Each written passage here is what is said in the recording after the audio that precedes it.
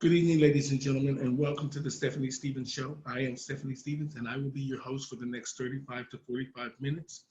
Today on the show, we have the amazing Russell Hess, comedian, celebrity impersonator, and all-around activist. And he's going to talk to us today about the comedy world in the LGBT two-spirit pronoun community. So I want to just say, welcome to the show today, Russell. How are you? I'm fine, and how are you? You I look am gorgeous. wonderful. I am wonderful. Thank you, darling. Thank you. Just I put a little something on for you.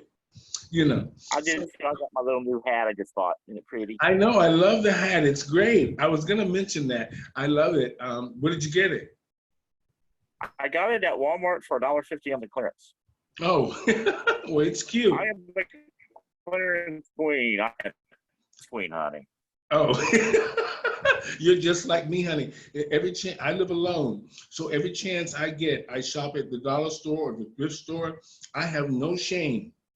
Doesn't matter how much money I make, I always never forget the Goodwill or the Salvation Army. I always seem to end up there.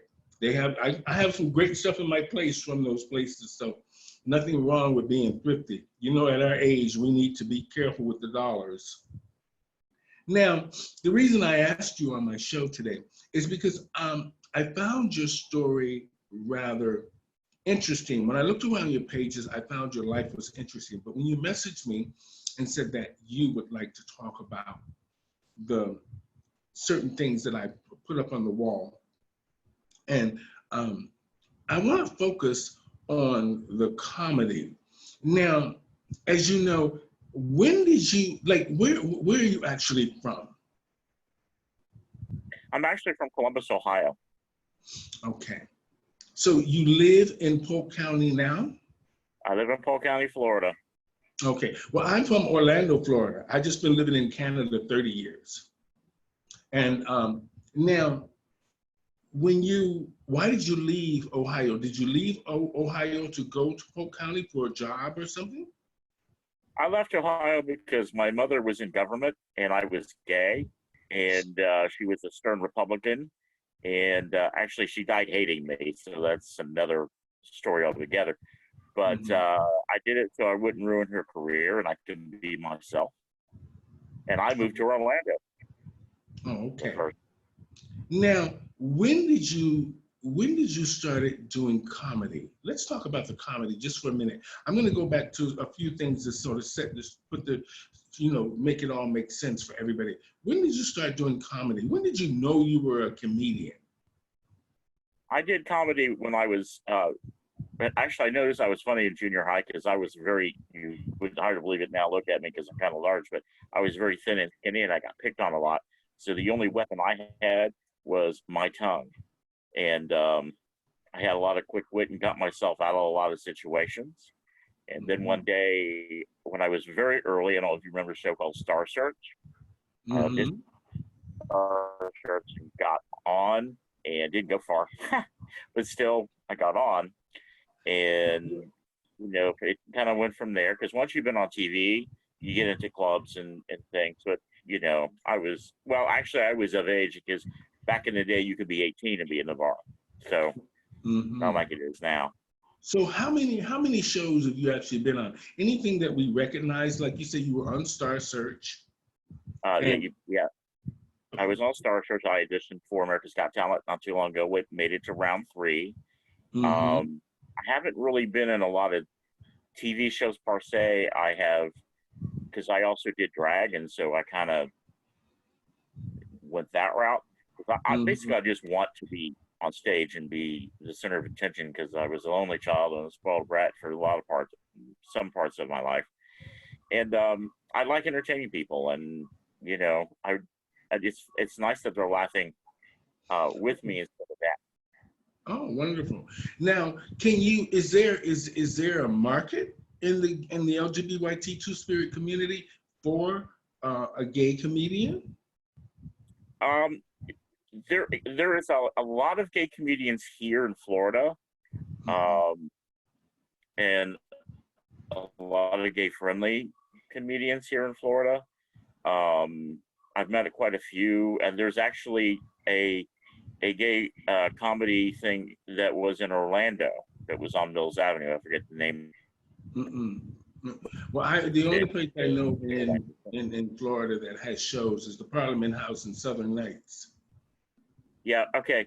This was just like a regular nightclub that, lately the nightclubs are kind of fluid here in Florida. So there's straight clubs that and restaurants that do, and Hamburger Mary's are kind of starting now, I think, that do have gay nights and things. Mm-hmm. I have never had any problem really too much in a straight bar or like a nasty comic. Mm-hmm. Talk about, and we all know what it is. It starts with a D. We won't go any further, but we know that's what Mm-hmm. it is. And I tried to do it clean. I did it. I took some time off because I had a drinking problem.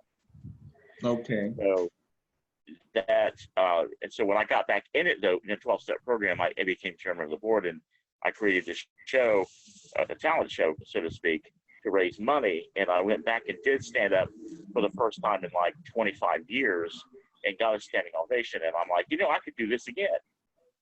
And so I had some time in between things. Mm-hmm. You get older, you get wiser, Mm-hmm. So how are you doing with AA now? How are you doing with that? Excuse me? How are you doing with AA now? I am out of AA. Okay. I have got one person that has learned that they can drink sociably. Mm-hmm. I went through therapy and found out really why I was drinking. And once that got thick, I don't tempt it, but I will maybe have 4 drinks a month. Mm-hmm. Wonderful. Well, in the entertainment field, and mainly in the LGBT community, we do everything, we celebrate everything with drinking, and sometimes drinking too much and partying a little bit too much, but it's okay. It's great that you went and got help and things are good. Now, so are you working now, doing comedy anywhere?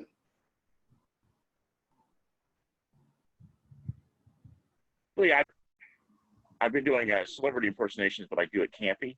And like now I've been doing Cartman from South Park, and I make a lot of money doing that. And I've been at Hamburger Mary's doing that, and Elton John and a few things.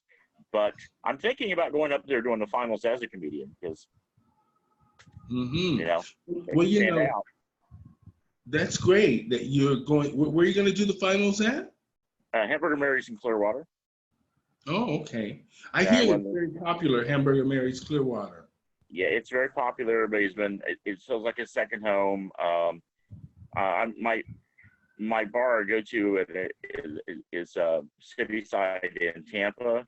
I'm what they call just like royalty, and I started doing comedy there, and then I kind of took it and did different things. But after I got out to City Side, the reason I brought that up is because there's a good friend of mine named Flame Monroe. She's a transsexual. Well, the gay community in around the world she's having some issues with them because she has 2 children, and she sort of during the day she kind of lives and looks, like a male, even though she has the aesthetics of a woman, and in the community has a problem with her speaking on their behalves of the trans community in comedy with the way she does the skits, meaning she's focusing on the ideas coming from a transsexual's point of view.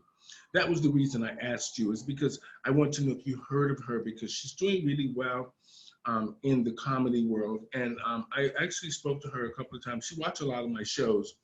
She thinks I'm very funny.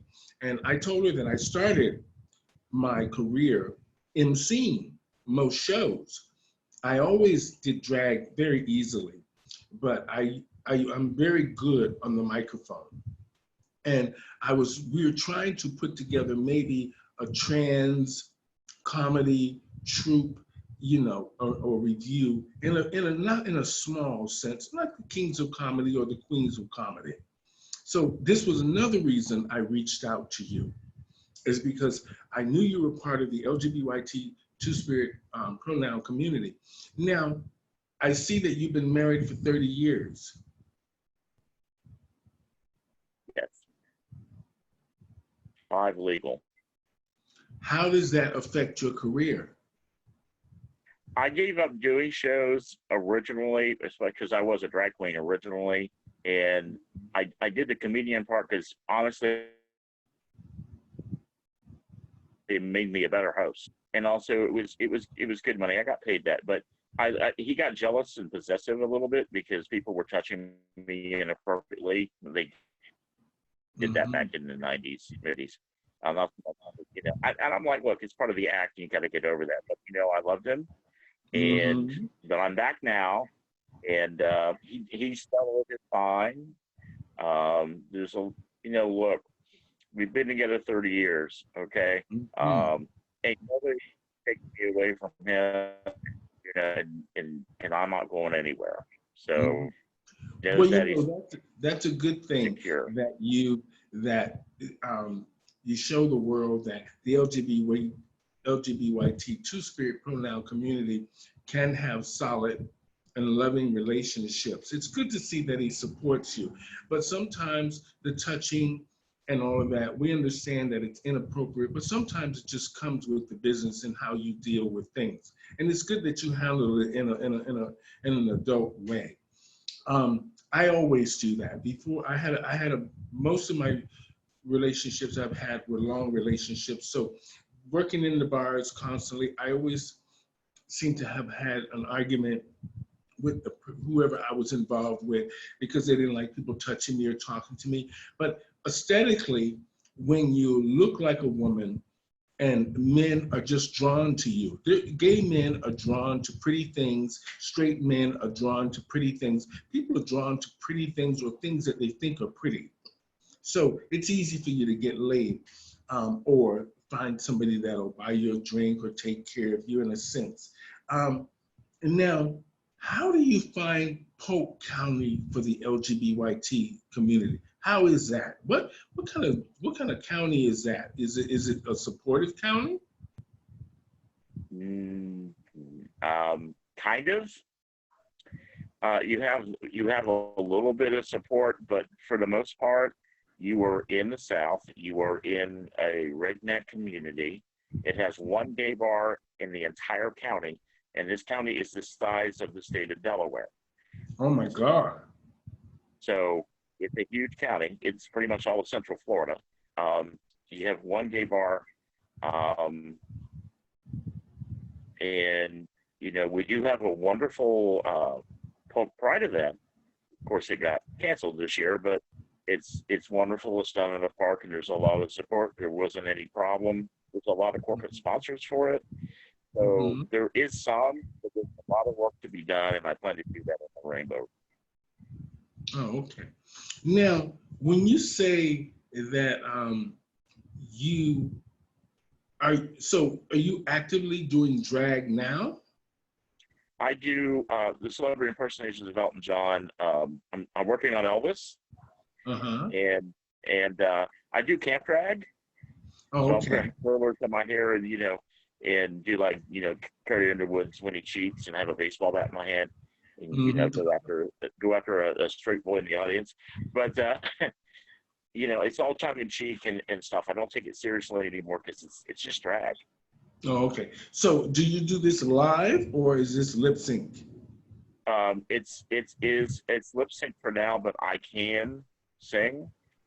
Okay. Do you ad lib your jokes or do you have them off of an album or something?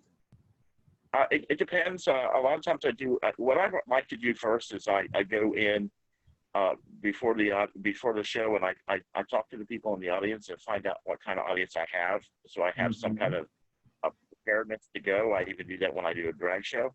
But I will ask some questions, and I deal by the response of where I'm going to go. I have a kind of a blueprint. Once I had a glory hole wall, which was really fun. Now, how do the other comedians there treat you? let's say, is there jealousy or is there rivalry when let's say when you walk into the room, usually if a comedian is famous and he walks into the room, everybody gets nervous or scared. Do you guys work together? Do you embrace each other? Or is there a real competition? We embrace each other, and then each time I walk in the room, I get respect. Oh, okay. Now, I know that you told me that you were abused sexually. You're a sex abuse survivor. Now, I don't really want to rehash that too much because I don't like to bring bad memories up to people. But are you okay now? Yes, I'm okay. And I just want to say one thing to anybody that has survived it, that incident does not define you, and it does define who you are, okay? And if you are strong enough to survive it, you are strong enough to live on and help others too, who are not as strong and who need help. Okay. Now, I know this is going to be an odd question to ask you, because generally when I'm talking to a man, sometimes I found that when I'm talking to straight men, even some gay men, they don't quite understand because there's so many lingos today about how people identify. How is it that you identify? I identify myself as human. Okay. To be perfectly honest, I'm a gay man. I don't have any problem being called gay. I don't let anybody use any kind of slur to give them any empowerment at all. Okay, it's just, to me, it's just a word, and it shows their ignorance, not who I am. It shows who they are, and I'm kind of happy that people, if they're going to feel that way, tell me up front, so I don't waste my time with you anymore. Okay. Now I see that you produced a couple of different shows, Bling, and you were the chairman of the Rainbow Room. Now, what is the Rainbow Room and what is Bling? What were those shows? Okay, Bling is a drag show with a lot of bling. That's usually with celebrity impersonation. Sounds like me. I love Bling. A couple of those. Yeah, you're Dionne Warwick, girl. Oh, hi. Right. That's so awesome. If I do digital bling, which I'm thinking about, I'm gonna hook you up. I'm gonna, you come on and give me some of that. Okay. I usually host if I do Elton, and then I had somebody do Michael Jackson, and somebody does Lady Gaga and all this other stuff. And I hosted my own benefit for Mr. Paul Pride as a bling show, and I did something called Pridesgiving, which we did for the Rainbow Room, which is a nonprofit that helps the LGBT community here in Polk County that gets overlooked, like the homeless youth and the older generation that tends to get overlooked and swept under the rug. And so we're here to help them out and make sure that they have food, they have things that they do need, health care. Well, that's and also I like to assist in also if they have substance abuse, because I know that even though I'm not in the 12-step program now, that program did save my life because it taught me how to live. And I don't need to be drunk or stoned. I never really had a problem with drugs. I don't need to be drunk all the time now to be happy. As a matter of fact, I prefer to go and make myself sober because I know I'm like, especially when I go in a competition, because I'm going, you know what, I beat you and I did it sober. And that's a big deal for me. I did it sober. Now, sometimes I'll have a shot of Southern Comfort right before I get up if I'm really nervous, but I'm not that nervous anymore. I'm not that nervous. I developed people follow me to Clearwater. I just got a gig in Ocala. People are going to follow me there. So not only can I entertain people, but the club owners, I'm bringing you people that are buying your drinks and your food. So, that makes me more marketable. And I'm wrenching out of my comfort zone a little bit now. So, who knows what I'm going to create next. Well, it's like I said, it's great that sometimes it took me a long time not to shop until I fall out. And then my parents, before they died, I missed them. They said, you got to have some balance. So when you get a little bit older, you have some money left for your old age and your security. But like compulsion and addictions. I had an addiction to shopping. I have an entire extra room full of nothing but drag. You can't even get in there, and stuff I don't need. I will never need, but I always feel that I need it, Yeah. and I can't stay out of the stores. So, but I've now learned to put the brakes on. I don't need 5 weeks at a time. 2 weeks is enough, unless you're going out of business or something. But it's great that you understood the addiction issue with the alcohol. And a lot of us entertainers have that issue. And it was great. Sometimes we need a little drink or we need a little something to take the edge off, because it's hard to go on the stage every night, night after night, just sober, trying to warm up and get the crowd going. And sometimes you need things to just take a little bit of the edge off. And I'm not saying, I'm not here to validate drugs or alcohol, but sometimes we need those things to get on the stage. Mhm. And it was great to see that you had some control, and were able to get on the stage and win sober. That's a great thing. And I'm gonna be honest, Russell, I really don't drink very much. I've never done drugs in my life, and I've never smoked in my life. So these are just things that don't interest me.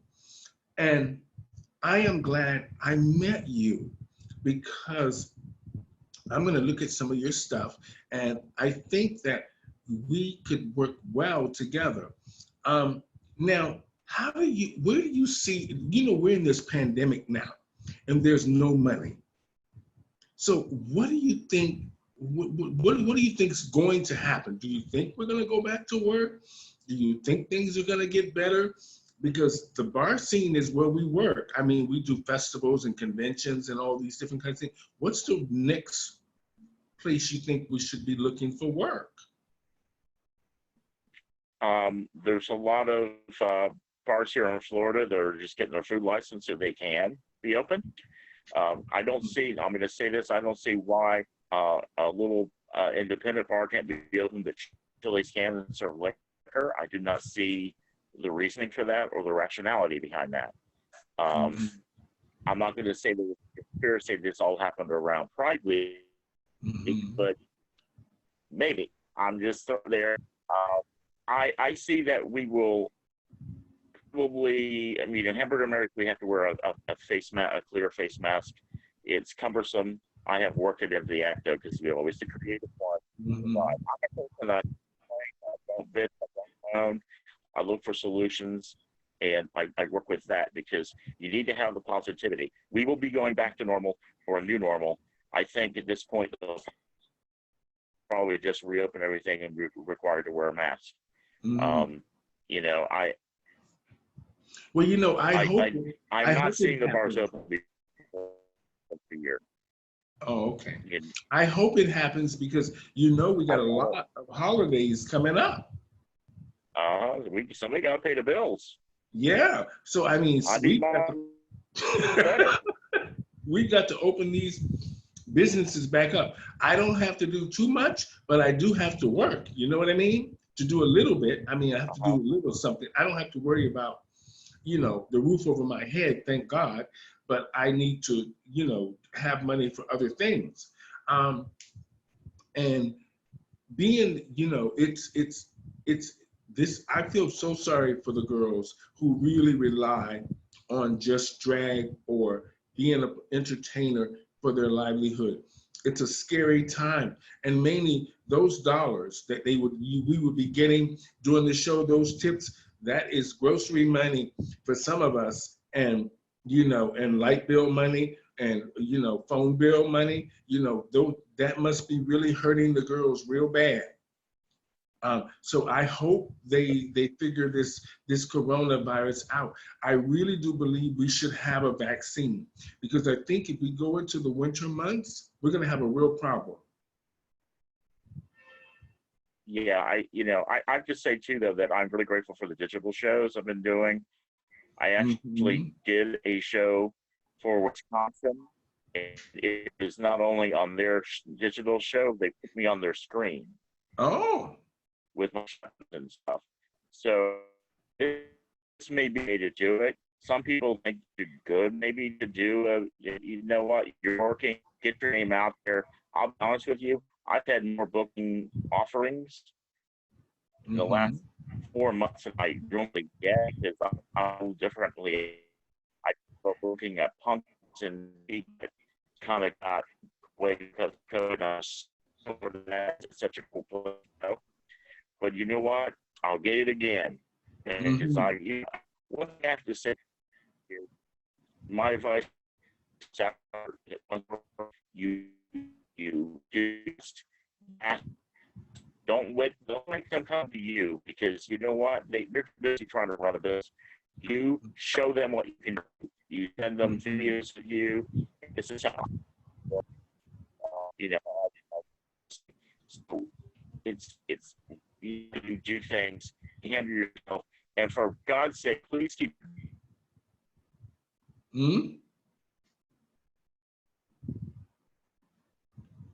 Are you there?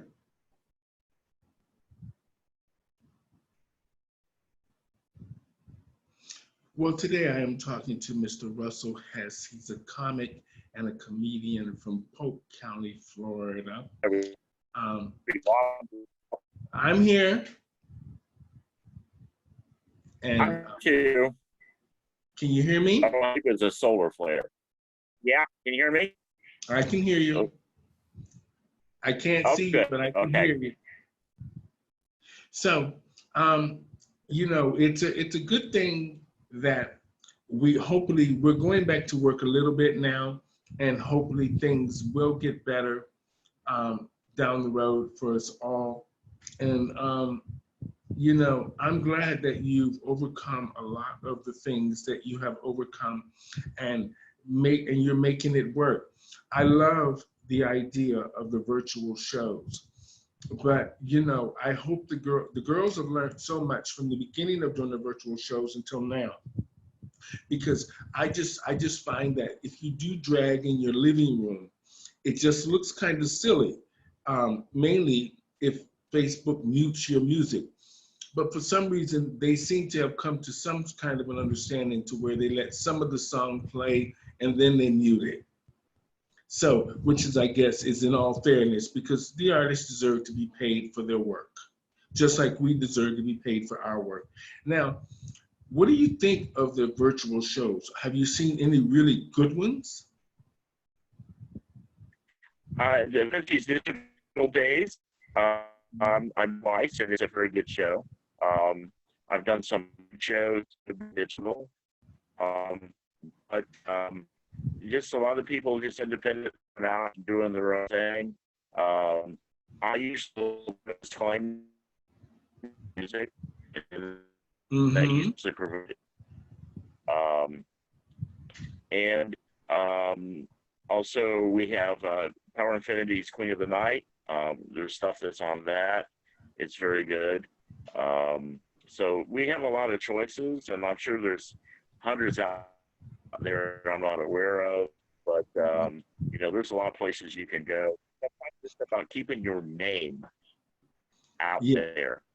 Yeah, well, it's a good thing that we have these virtual shows. That way people can see what you look like today. So this way people won't say those are old pictures, or that is old promo material. They can see you now live in 2020, what you look like now and everything. So it's a good thing that we are doing the virtual shows, because like you said, it keeps your name out there, and it gives people up-to-date information on what you look like right now. So, yeah, and we know you can't be as funny or as fabulous as you would want to be if you were on a real stage with lighting and all of this stuff. So we understand that. Now, I went out and got the lighting. What'd you say? Some sound equipment just so it do better. Now, you said, when you first said that you were doing your comedy, did you ever seek out an agent? They seek you out. Like if you're on Star Search or something, they will seek you out. So how was your? Most of them are. Were you with Star Search? Were you with Ed McMahon? With a man, yeah. I made it through the auditions, Mm-hmm. and it would be to me to say, Oh, well, and it then was. they were like trying to choose one that one and then went on TV. Mhm. Well, it must have been a great experience being on that stage. Yes, it did. And it was, and it was an experience audition for American Talent, not like my WrestleMania name. They said it was copyright infringement, so that's why I added the night. Well, my drag name was Tuesday Night back in the Oh, day. Tuesday That's night. why Oh, I that's a said great Tuesday Night. name. Tuesday night. I love that. Yeah, I spelled it differently so it looked like a name on a marquee, but I named after Chen Great Night. Have you ever done any of the pageants? Have you ever done Miss Continental or any of those? I didn't. I do any of that. I've done some awards, and actually, I am last money from the Parliament House. Oh, you did the. Oh, how did you do? Last one. They stopped doing it after me. I guess I broke the mold. Well, that's good. Danced around like a bear in a bun suit. No. Now, I know Darcel Stevens and Giselle Barbie Royale, and I used to know. I don't know if you ever went to the Parliament House back in the days. I mean, I don't look it, but I'm 60 years old, and I've been doing drag 31 years. And I was back in the days before I came to Canada. I used to hang out with Miss P, Von Gretchen, Letitia Chevron. Who's the other one? There's so many from the Parliament House that I used to Lori hang Del out Mar, with. Who? Lori Del Mar, Rusty Oh, Lori Fawcett, Del Mar. Chris Oh my Cross. God, Lori Del Mar. Oh my God. Well, she was the first host before Miss P, right? Yeah. And then of course they had Von Gretchen there, and they had the one that had the wooden leg, Apple Love. You remember her? Apple Love. I think that's when I kind of moved to Polk County because I lived in room 118 at the Parliament House for years. Oh, really? Did you know what's his name? The Yeah. comedian there from the Parliament House, Chris Cross. Yes, I know Chris Cross. Chris Cross gave me my first break. Oh. I was I was a little petite little thing, and actually they put me in a talent show, and a couple of lesbians saw me and decided to sponsor me, and took me to Lily Rubin and bought me an evening gown. Oh my God. I was like, hi, I was there. I love Chris Cross. I love her, and I love Rusty Fawcett. And the drag mom was Geraldine Jones. Oh, okay. Mr. Willie Tillman. Now, I used to. Next door to me. Oh, really? I used to hang out so much at the Parliament House. We, my parents, we had a big house in Winter Park, and I used to, and then we got another house in Pine Hills, so I was close. I wasn't too far, a few miles, 10, 12 miles. I think I was from the Parliament House, and I used to go all the time, and I used to hang out sometimes in that back bar there, that country and western little thing they had there, where they sold back in there. Silver Spurs. Oh. Oh, back then I was something else, and I wasn't thinking about being a woman at the time. But the Parliament House brings back great memories, mainly by the pool and that little patio they have in the back of the Parliament House, where everybody smokes and hangs out back there. Yeah. By the piano bar, that door you go through into the outside where everybody smokes. Yeah. Well, it used to be there years ago. And I remember all those, Parliament House was great for that. And the Orange Grove where everybody parked all their cars. Yeah.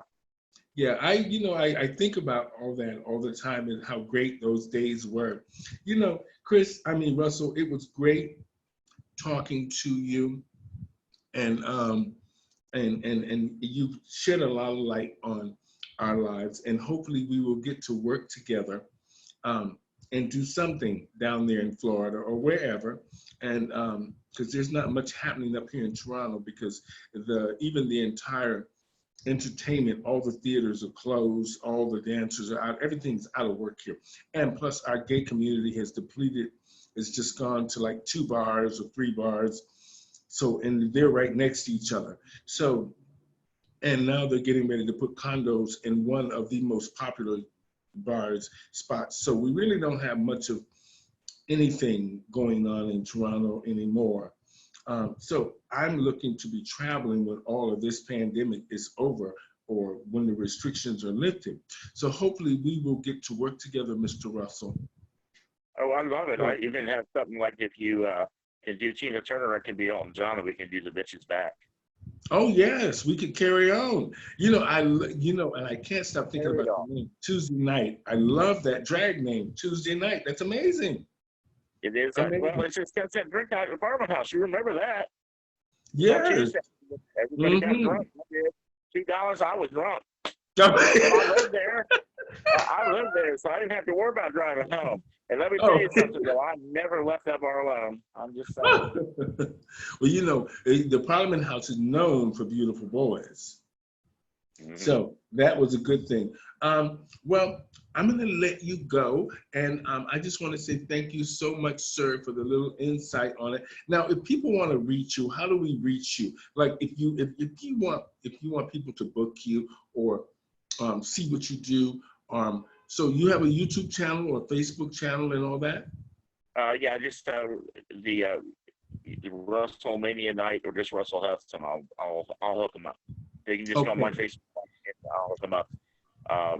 Okay, well, just send me a link. Send me a link, and I'll put it in our promo. Okay. And I appreciate you too. It's been an honor that you let me on this and let me share my little war stories. I appreciate that.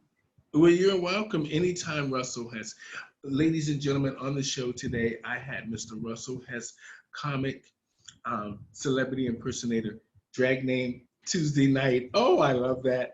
And an activist. And it's great to see that he has done so much for the Polk County folks down there, with making sure that Pride happens, making sure that a lot of the older people get the necessities and essentials that they need. And it's great to see that he's been in a 30-year relationship with a partner, and things are going well, and he's reaching out now to do his comedy across the world.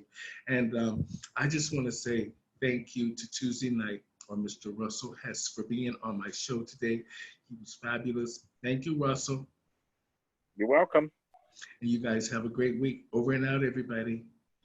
Be safe and wear your mask. Thanks, Russell.